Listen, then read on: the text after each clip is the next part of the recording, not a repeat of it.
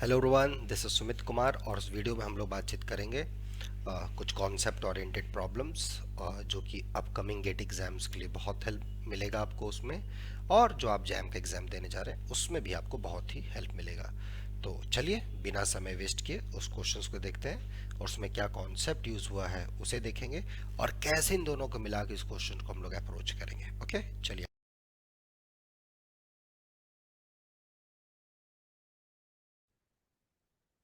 चलिए तो इस क्वेश्चन को हम लोग देखते हैं। ये इसी बार आपके गेट 2022 में आया हुआ है रिसेंटली, और ये बहुत ही बेसिक क्वेश्चन है। बहुत ही बेसिक क्वेश्चन है ये। It's talk about dimension, sum of two subspaces, their intersections and so forth. तो पहले तो क्वेश्चन अंडरस्टैंड करते हैं कि क्वेश्चन क्या है और फिर इसको हम लोग अप्रोच करने का कोशिश करते हैं।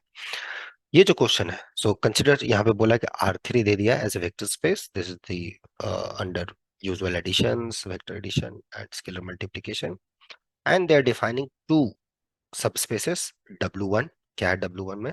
वो सारे x1 x2 x3 such that x1 plus two x2 minus x3 equal to 0। W2, इसके अंदर क्या डिफाइन है? वो सारे x1 x2 x3 जहाँ 2x1 plus 3x3 equal to 0। तो पूछा जा रहा है कि लेट डायमेंशन ऑफ यू, अगर डायमेंशन ऑफ यू डिनोट करता है, तो आपको पूछा जा रहा है कि डायमेंशन ऑफ W1 और डायमेंशन W2 के बारे में आपका क्या ख्याल है, क्या दोनों बराबर है? फिर dimension of W1 plus dimension of W2 minus dimension of R3 equal to 1। फिर फोर्थ है कि dimension of W1 plus dimension of this dimension of W1 plus W2 equal to 2। और फिर dimension of W1 intersection W2 equal to 1। ये पूछा जा रहा है। ओके, तो चलिए इस क्वेश्चन को हम लोग अप्रोच करते हैं। Always start how to approach this kind of problem. ठीक है, कैसे हम लोग अप्रोच करें, क्या हमारा थॉट होना चाहिए। ओके, ठीक है, कैसे बढ़े। ठीक है, तो पहला, ये जो W1 प्लस W2, यहाँ पे अगर आप ऑप्शंस पे गौर करेंगे तो देखिए, W1 dimension of W1 plus W2, they are very much interested in the dimension of this. कौन सी? W1 प्लस W2 के बारे में, इसी के इर्द गिर्द है। फिर देखिए dimension of W intersection W2 के बारे में, और यहाँ पे एक से ज्यादा ऑप्शन करेक्ट है। तो यहाँ थ्योरेटिकल नॉलेज भी बहुत जरूरी हो जाता है। तो थोड़ा सा अगर आप इसको रिकॉल कर पाए कि ये क्या है, तो आपको पता चलेगा dimension of W1 plus W2, and then dimension of W1 intersection W2। ये दो चीजों के बारे में पूछा है in terms of W1 and W2। तो आप रिकॉल कर लीजिए ये डेफिनेशंस, है ना। आप लोग ने देखा होगा कि अगर डायमेंशन ऑफ यू फाइनाइट होता है, कोई वेक्टर स्पेस फाइनाइट डायमेंशनल है, या और W1 W2 इसके सब स्पेसेस है यू के, ये दो इसके सब स्पेसेस है। ठीक है, यू अगर आप इन्फिनिट डायमेंशन भी दोगे तो उस समय ये W1 और W2 में फाइनाइट डायमेंशनल लूंगा। ठीक है ना, ये आप ध्यान देना, finite dimensional subspaces. Then जो थ्योरम है वो ये है कि dimension of W1 plus W2 is equal to, क्या होता है ये अपना होता है dimension of W1 plus dimension of W2 minus dimension of W1 intersection W2। ये होता है। ठीक है, इसको आप जस्टिफाई कर लेना। It's routine process. Just look at the basis for this and apply the extension theorem, get the result. Okay, so this, ये चीज हम लोग किसी किसी जगह पर यहाँ पे अप्लाई करना होगा, इसके लिए भी शायद अप्लाई करना होगा। तो पहला चीज तो हम लोग W1 देखते हैं कि है क्या, है ना। तब हम लोग थोड़े से आगे बढ़ेंगे कि है क्या ये W1। ठीक है, तो थोड़ा सा इधर में रखता हूं। ओके, कि W1 है क्या। ठीक है, या सो W1 को अगर गौर कीजिएगा तो ये वो सारे टपल्स, ट्रिपलेट्स, सच दैट जहां पे कि x3 आपका x1 प्लस 2x2 है रहा है। ओके, और W2 अगर आप गौर करेंगे तो ये वो सारे ट्रिपलेट्स हैं R3 के, जहां पे कि x3 माइनस 2/3 x1 हो रहा है।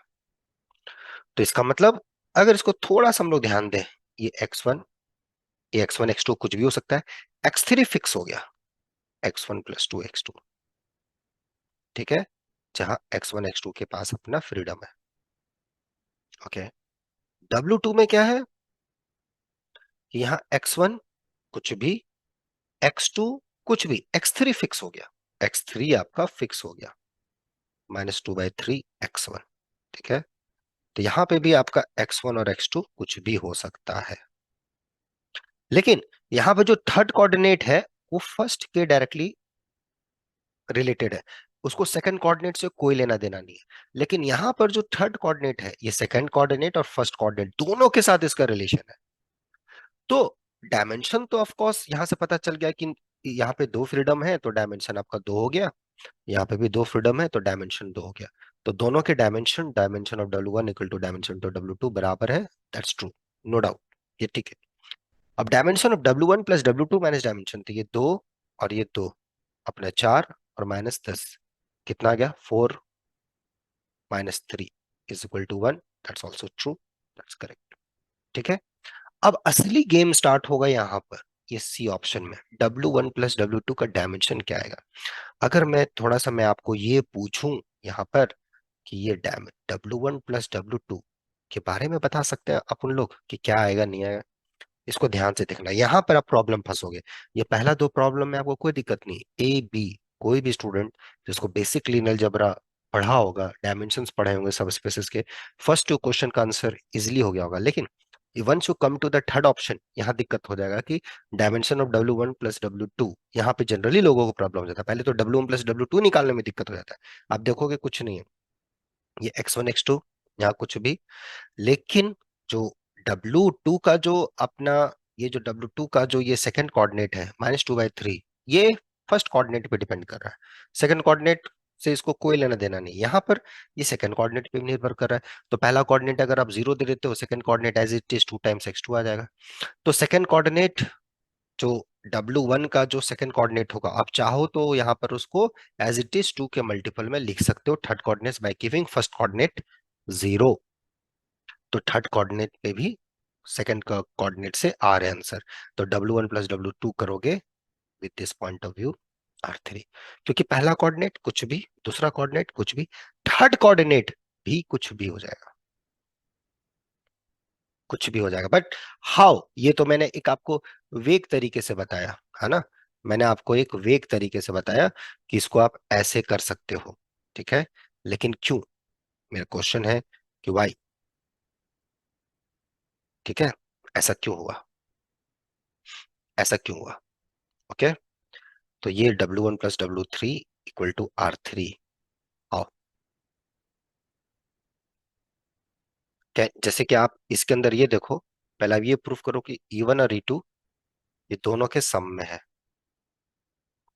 और मेरा ये एक्सरसाइज है, this the exercise, just show that that third vector E3 is also belongs to your W1 plus W2। How, ये आप शो कर दो, हो गया डन।